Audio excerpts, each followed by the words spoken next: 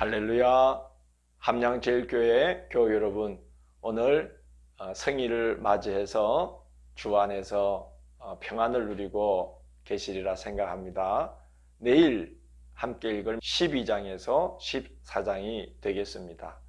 이 부분을 읽으실 때 우리가 살펴볼 부분들은 예수님 앞에서 드러나는 그 사람들의 우매함, 악함, 무지, 나약함, 그런 걸 보면서 이 본문을 읽으면 이해하는 데 많은 도움이 되리라고 생각을 합니다.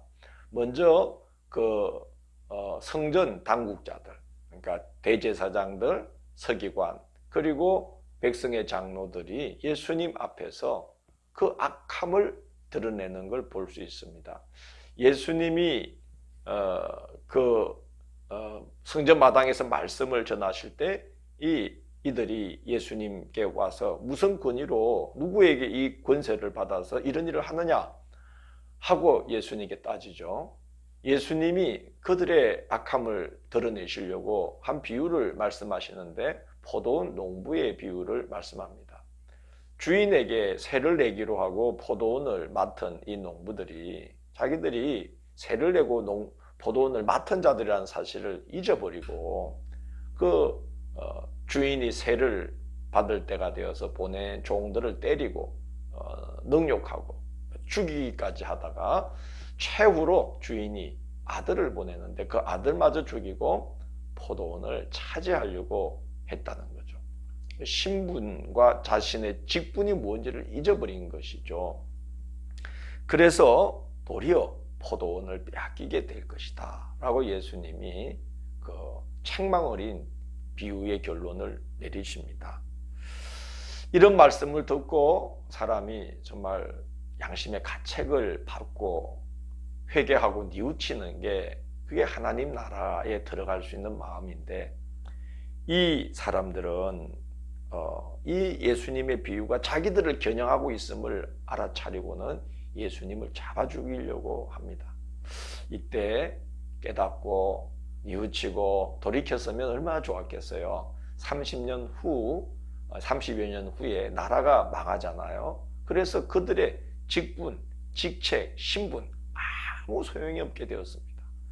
다 빼앗기게 되어버린 것이죠. 두 번째 우리가 보는 것은 사두개인들의 우매함입니다.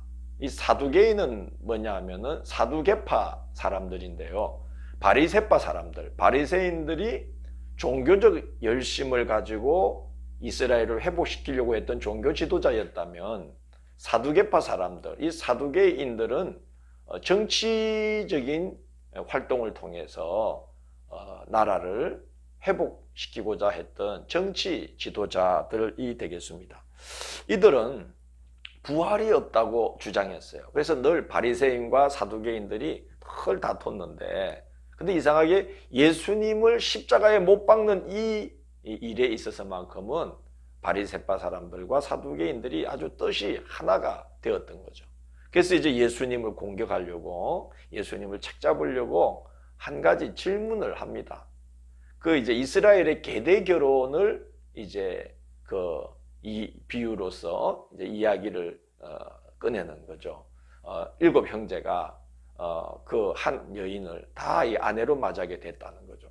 형제가 죽으면 그 형제의 아내를 다른 형제가 자기 아내로 삼아서 대를 잇게 하는 것이, 그게 이스라엘의 그 율법이 정한 바 아니겠습니까? 그걸 계대 결혼이라고 그러는데, 그래서 이제 이 사두개인들이 그 형제들이 다 죽었단 말이죠. 그래서 이제 부활을 했는데, 그럼 이 여인은 도대체 누구의 아내가 되어야 하느냐라고 묻습니다. 말하자면 부활이라는 것은 어불성설이라는 거죠. 그런 게 있으면 얼마나 혼란스럽겠느냐 하는 것이죠. 그러자 예수님은 너희가 성경도 하나님의 능력도 알지 못함으로 오해했다. 크게 오해했구나. 그러면서 이제 부활 때에는 하늘에 있는 천사들과 같이 변화되기 때문에 결혼하거나 장가가거나 시집가는 것과 같이 그런 것을 하지 않고 하늘에 있는 천사들과 같다. 그렇게 말씀하시고, 그리고 부활이 있다는 것을 이제 말씀하시기 위해서 하나님께서 모세에게 나타났을 때에 하나님이 당신을 소개하시기를 나는 아브라함과 이삭과 야곱의 하나님이다 라고 하지 않았냐는 거예요. 그 예수님이 표현하신 그 표현, 또 하나님께서 모세에게 말씀하신 그 표현은 현재 시제로서 그 표현을 했다고 합니다. 그러니까 그 말은 무엇인고 하니 지금 하나님 안에 아브라함도 살아있고 이삭도 살아있고 야곱도 살아있다는 거예요. 그래서 나는 아브라함의 하나님이요 이삭의 하나님이요 야곱의 하나님이다 라고 하나님께서 모세에게 자기를 나타내셨다는 거죠. 그래서 하나님은 죽은 자의 하나님이 아니라 무릇 모든 산 자의 하나님이다. 하나님 안에는 모두가 살아있다. 이 말씀을 하면서 부활이 없다고 하는 사두개인들의 그 우매함을 예수님이 드러내고 계십니다. 세 번째는 무지함입니다. 잘못 알고 있고 모르고 있고 이런 것이 이제 있었는데, 서기관 한 사람이 예수님께 와서 모든 계명의 어떤 데는 계명이 뭡니까? 묻자 예수님이 하나님을 사랑하고 이웃을 사랑하는 것이다 라고 말씀했어요. 그러자 이 서기관이 예수님의 대답에 칭송을 보내면서 옳습니다. 지혜를 다하고 힘을 다해 하나님을 사랑하는 것과 이웃을 자기 자신같이 사랑하는 것이 전체로 드리는 모든 번제물과 기타 제물보다 낫습니다 라고 대답하자 예수님이 그 서기관을 칭찬하시면서 네가 하나님의 나라에서 멀지 않도다 라고 대답하십니다. 하나님의 나라에서 멀지 않다 이 말은 하나님의 나라가 이스라엘 백성들이 기대하고 있는 것처럼 어떤 메시아가 도래한다고 해서 하나님 나라가 그와 더불어 그와 함께 그냥 순간적으로 즉각적으로 완성된 모습으로 모습을 드러낸다는 그런 뜻이 아니라는 거죠. 하나님의 나라는 우리가 그 나라를 향해서 들어가야 되는 것, 그 나라는 열려야 되는 것, 그리고 그 나라가 열리고 싹트고 자라는 것이라는 거죠. 그래서 우리가 어떤 마음으로 어떤 태도로 하나님을 섬겨야 그 나라가 열릴 수 있느냐 하는 것을 지금 예수님이 알려주고 계신 것이죠.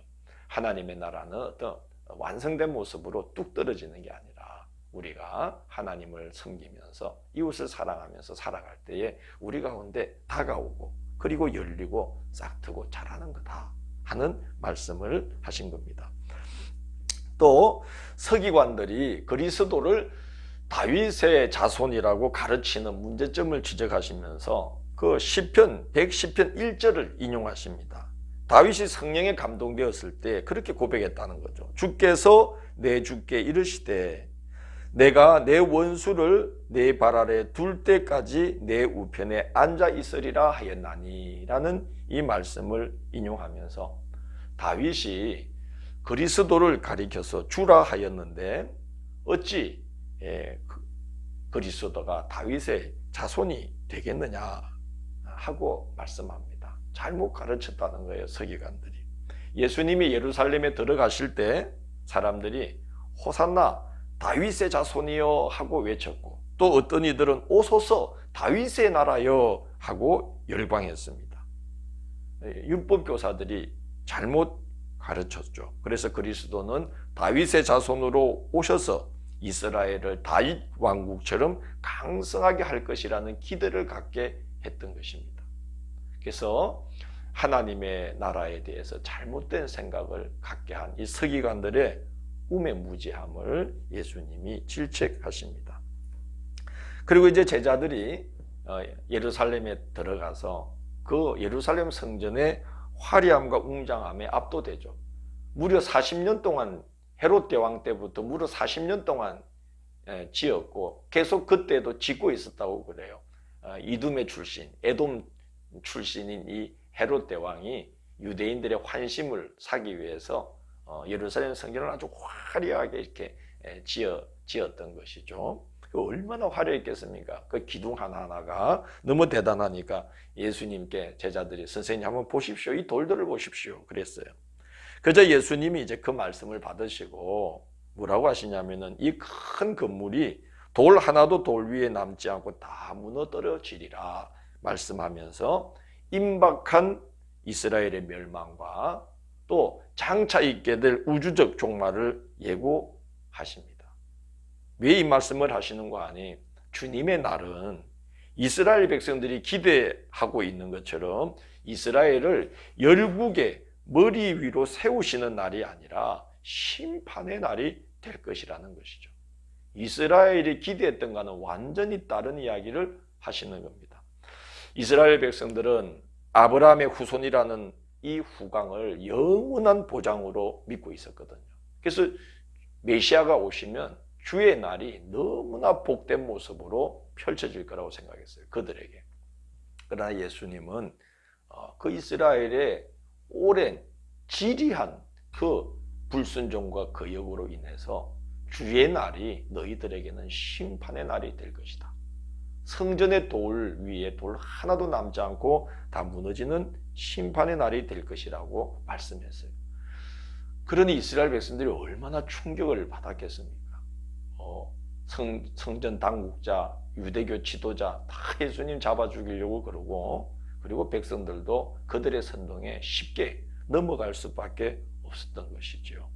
그 백성들의 그 무지함, 그걸 이제 예수님이 제자들의 말을 받아서 심판의 날이다.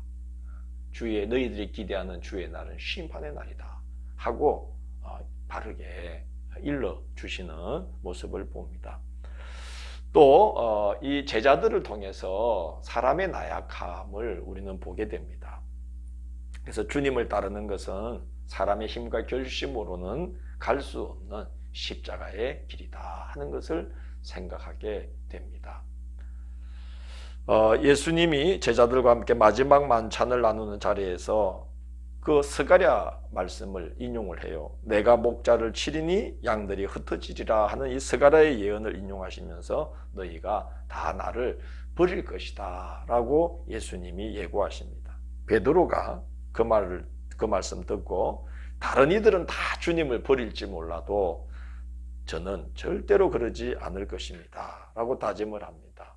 예수님이 그 말씀 들으시고 오늘 이 밤에 닭이 2번 울기 전에 네가 3번 나를 부인할 것이다 하고 말씀하십니다. 베드로는 또 그 말씀을 듣고는 내가 주와 함께 죽을지언정 주를 부인하지 않겠습니다 하고 맹세를 하고 다른 모든 제자들도 그와 같이 다짐을 합니다.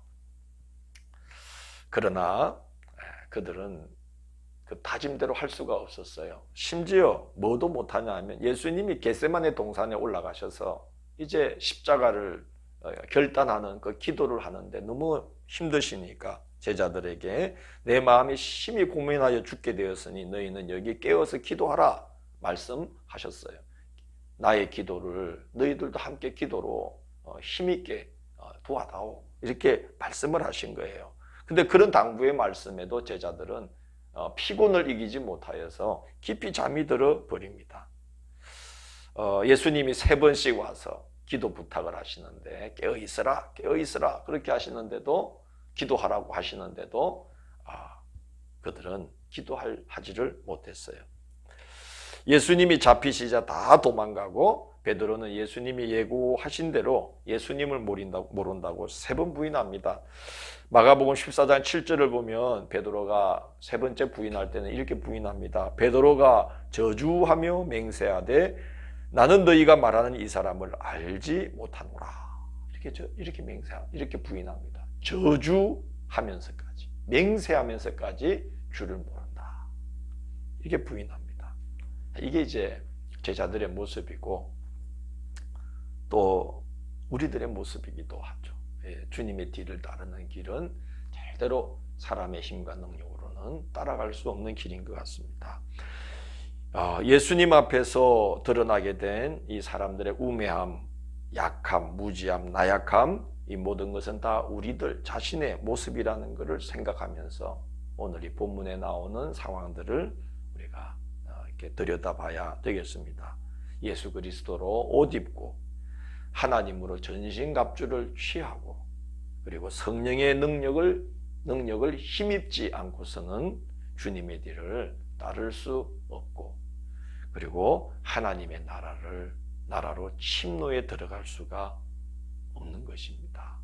또 이 한 주간 시작하는데 우리가 이렇게 연약하다는 거, 무지하다는 거, 우매하다는 거, 악하다는 것을 잊지 마시고 주님을 늘 의지하고 주님과 동행하시는 한 주간 되셔서 하나님의 나라에 가까이 다가가시고 그 나라를 열고 들어가시는 한 주간이 되시기를 주의 이름으로 권면합니다. 기도하겠습니다.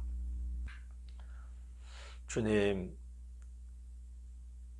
저희들이 아주 작은 일에도 흔들리고 또 우리가 얼마나 우매한지 주님의 그 진리의 말씀 깨닫기에는 우리의 지혜로는 정말 그 말씀을 도저히 깨달을 수가 없으며 또 우리의 약함으로는 그 말씀을 살아내기도 너무나 어렵다는 것을 고백합니다.